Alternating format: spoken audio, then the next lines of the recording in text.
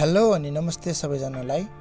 Unbreakable membrane install गर्नको लागि हजुरहरूलाई सब चाहिने इक्विपमेन्टहरू पहिला मोबाइल, त्यसपछि अनब्रेकेबल मेम्ब्रेन, एउटा इन्स्टलेसन प्याड अनि एउटा डस्ट एब्जर्बर।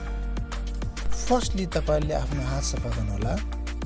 अब तपाईहरुले आफ्नो मोबाइल सफा गर्नुहोला। मोबाइल सफा गर्नको लागि हजुरहरूले अल्कोहल लिक्विड युज गर्न सक्नुहुन्छ र तपाईले एउटा माइक्रोफाइबर कपडा युज गर्न सक्नुहुन्छ। यसरी अल्कोहल लिक्विडले हजुरहरूले सर्कुलर मोसनमा सफा गर्दाखेरि अझै इफेक्टिभ हुन्छ। कुनै धुलो अड्केको छ भने हजुरहरूले यसरी डस्ट एब्जर्बरबाट धुलो निकाल्न सक्नुहुन्छ।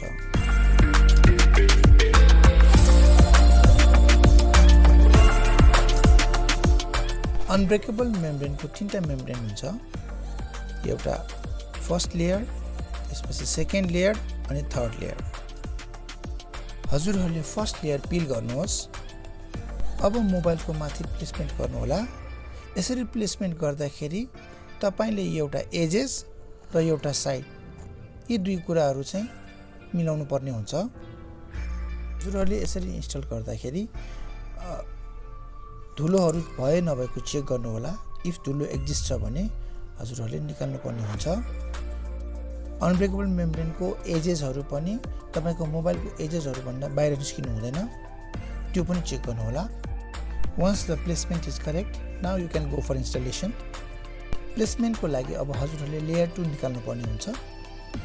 यसरी भिडियोमा देखाएको जस्तै गरी बिस्तारै तपाईहरुले लेयर 2 हटाउनु होला र इन्स्टल गर्दाखेरि सबै ठाउँमा इक्वल प्रेसर पर्ने गरी बिस्तारै डेप्थ ह्यान्डले यसलाई घचेड्नु होला।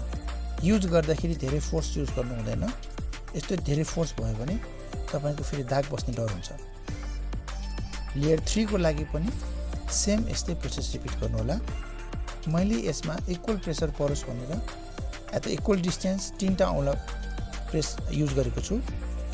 मोबाइलको एजेसहरुमा चाहिँ अलि इक्वल राम्रोसँग प्रेस दिनुपर्ने हुन्छ, ताकि पछि फेरि फ्युचरमा त्यस्तो निस्किने डर कम होस् भनेर।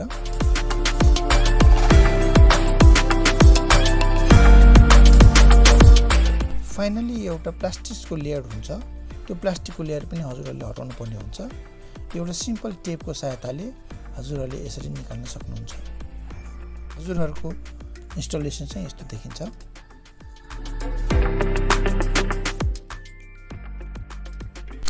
Thanks for watching us.